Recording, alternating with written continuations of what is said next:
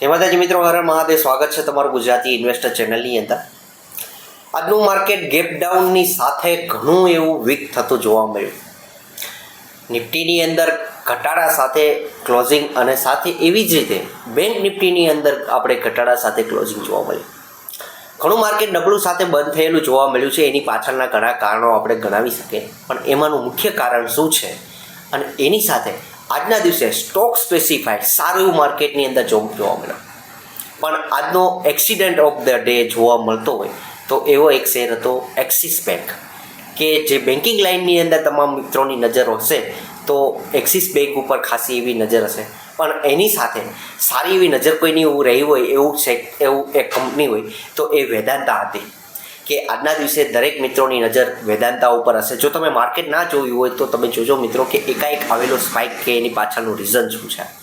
તો આ બંને પોઈન્ટ ઉપર આપણે વિગતવાર વાત કરીએ તો એ પહેલાં આપણે માર્કેટના નિફ્ટી ઉપર જોઈએ તો 25,850ની એવરેજ આપણને ક્લોઝિંગ થતી જોવા મળી છે.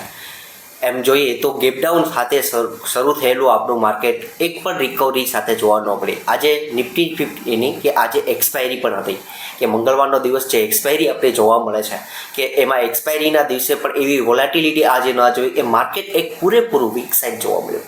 પણ એવી જ રીતે બેન્કિંગ ક્ષેત્ર જે દર વખતે ગઈકાલે પણ સારો એવો સપોર્ટ આપેલો હતો બેન્કિંગ ક્ષેત્રે, કે એને પણ આજે સપોર્ટ ના આપ્યો. તો એની પાછળનું એક રીઝન કહી શકીએ તો એવો એક્સિસ બેંક, કે એની પાછળનું શું કારણ હતું, કે એક્સિસ બેંક ઉપર પણ આગળ આપણે જઈને વિડીયોમાં વાત કરીશું કે ખરેખર શું કારણ છે કે એક્સિસ બેંક એટલો બધો ઘટાડે સાથે બંધ થયો છે.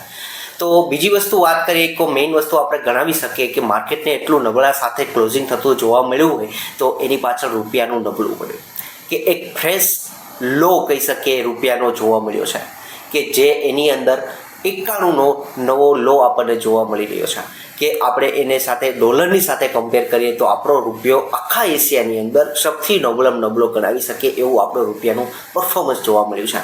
તો એની સાથે આ બધી વસ્તુની સાથે કન્સલ્ટ કરો મિત્રો તો એ એફઆઈઆઈનું સેલિંગ પણ એની સાથે જોડાયેલું છે, કે જેટલો આપણો રૂપિયો નબળો પડશે એટલું એફઆઈઆઈનું સેલિંગ આવનારા સમયની અંદર હજુ વધુ જોવા મળી શકે, કે એક આ મેઇન રીઝન અત્યારે આજના દિવસે ગણાવી શકીએ.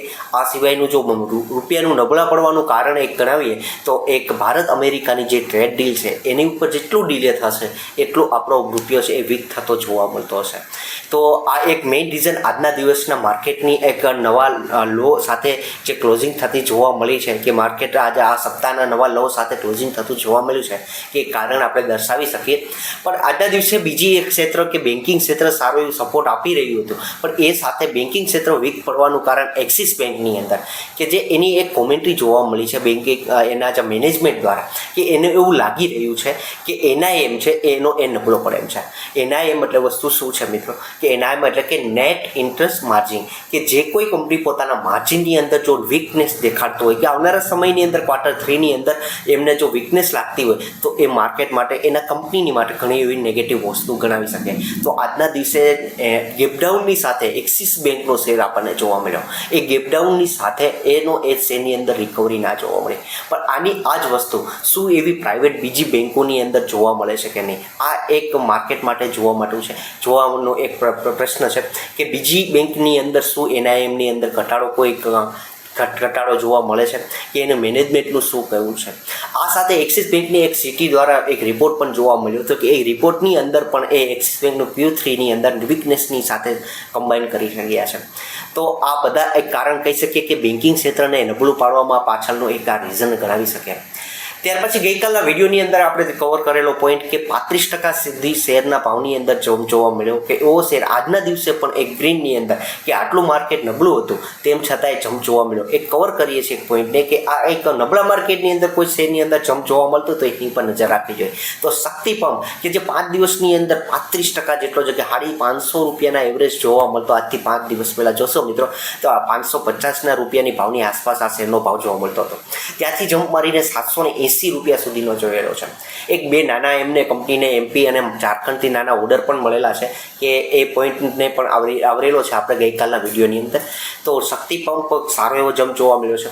ત્યાર પછી આજના દિવસે મિત્રો સારી એવી નજર કોઈની રહી હોય ને તો એવી કંપની કે જે વેદાંતા અનિલ અગ્રવાલની કંપની કે જેના ઘણા સમયથી કે જે ડીમર્જરના આઉટકમ માટેની રાહ જોઈ રહ્યા હતા, તો આજે એનસીએલટી દ્વારા એપ્રુવલ એમને મળેલું છે. હવે એક પ્રશ્ન આપણને થશે કે એનસીએલટી શું છે? તો એ નેશનલ કંપની લો ટ્રિબ્યુનલ, કોઈ પણ આપણે કોઈ પણ એને ડીમર્જર કે મર્જરની સાથે એપ્રુવલ લેવું પડતું હોય છે કોઈ પણ કંપનીને, તો એને એનસીએલટી દ્વારા જે મંજૂરી નથી મળતી એ મંજૂરી આજના દિવસે મળેલી છે. આજના દિવસે એ શેર એક કમ્બાઇન્ડ એક રેન્જની અંદર જોવા મળતો હતો, કારણ કે નેગેટિવ કે પોઝિટિવ શું આવે આઉટકમ એની નક્કી નહોતું, પણ ફાઇનલી એની અંદર એને પોઝિટિવ પ્લાન કે જેને મંજૂરી એનસીએલટી દ્વારા મળી ગઈ છે અને એ શેરની અંદર પંખ લાગેલા છે કે શેરની અંદર એવરેજ જોશો તો મિત્રો 4.5% જમ્પ જોવા મળ્યો છે. આ વસ્તુ ઘણી એવી આ કંપની માટે સારી એવી પોઝિટિવ છે.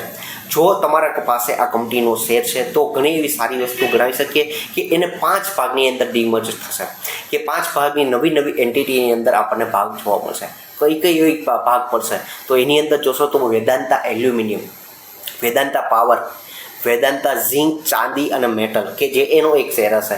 આ સિવાય Vedanta oil and gas, Vedanta iron and steel, કે આ 5 ભાગની અંદર આ તમને આ કંપની જોવા મળશે. ઘણો મોટો ફાયદો છે એનો. જો આ કંપની તમારા પોર્ટફોલિયોમાં છે, તમે એવું લાગતું હોય કે આ ઓલ ટાઈમ હાઈ છે, ડીમર્જ થશે કે એવું કહે, તો એવું નેગેટિવ વસ્તુ ના લેતા મિત્રો. અને એવું ખરીદવા માટે જો વિચારતા હોય તો અત્યારે આ શેર ઓલ ટાઈમ હાઈ 52 વીકના હાઈ ઉપર છે. થોડો એવો ઘટાડો આવે તો ધ્યાને જોજો મિત્રો. અત્યારે એમાં તેજી ચાલુ છે, અત્યારે ઇગ્નોર કરજો. અત્યારે એના બેનિફિટની અંદર જોશો મિત્રો તો શું એવું ફાયદા છે ખરેખર આ કંપનીને ડીમર્જ કરવાથી, તો આપણા રોકાણકારો માટે તો બહુ મોટો ફાયદો છે. કારણ કે જેટલા 5 ભાગ થશે તો આપણે કોઈ પણ કંપનીને જેને પકડવી હશે, જે પસંદગીની કંપની હશે, કોઈને એલ્યુમિનિયમમાં રોકાણ કરવું છે કે ઓઇલ ગેસમાં કરવું, પાવરમાં કરવું છે, કોઈને ઝિંક સિલ્વરમાં કરવું છે કે કોઈને સ્ટીલ આયર્નમાં કરવું છે, આ એક પસંદગી આપણને મળી રહેશે. બીજી વસ્તુ કે વેલ્યુ અનલોકિંગ થશે, કે સારો એવો ફાયદો કે અલગ અલગ રીતે કંપનીને પોતાના ડિસિઝન લેવાની અંદર એક ખ્યાલ આવશે. બીજો ફાયદો આપણે કહી શકીએ તો કંપનીને ભવિષ્યની અંદર ફંડ રેઝ કરવું હશે તો એક સેક્ટર વાઇઝ અલગ અલગ કંપની વાઇઝ એ પણ કરી શકશે.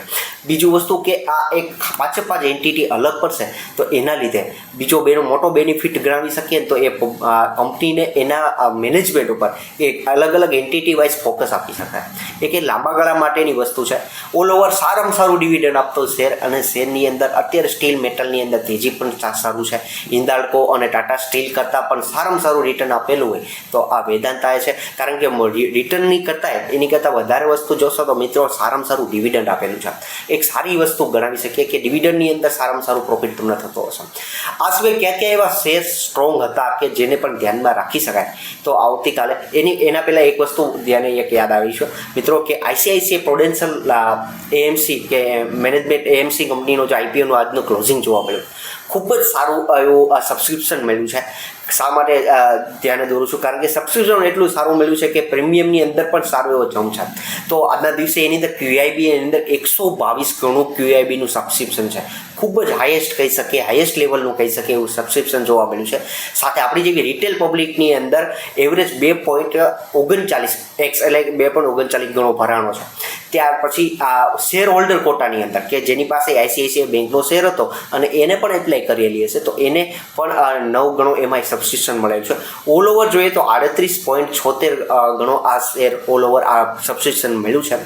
પ્રીમિયમ અત્યારે છે ગ્રે માર્કેટ પ્રીમિયમ એવરેજ આપણે 325 રૂપિયાનું પ્લસ પ્રીમિયમ ચાલી રહ્યું છે. 2165 પ્લસ 325 સારું એવા પ્રીમિયમ સાથે ખુલે એવી આશા રાખી શકીએ. કે એની પાછળનું આશા એટલા માટે હું બોલું છું મિત્રો કારણ કે જાપાનની અંદર પણ એક વ્યાજ દરની અંદર વધારો થઈ શકે તો market all over globally weak થાય તો આ પ્રીમિયમની અંદર પણ અપડાઉન જોવા મળી શકે.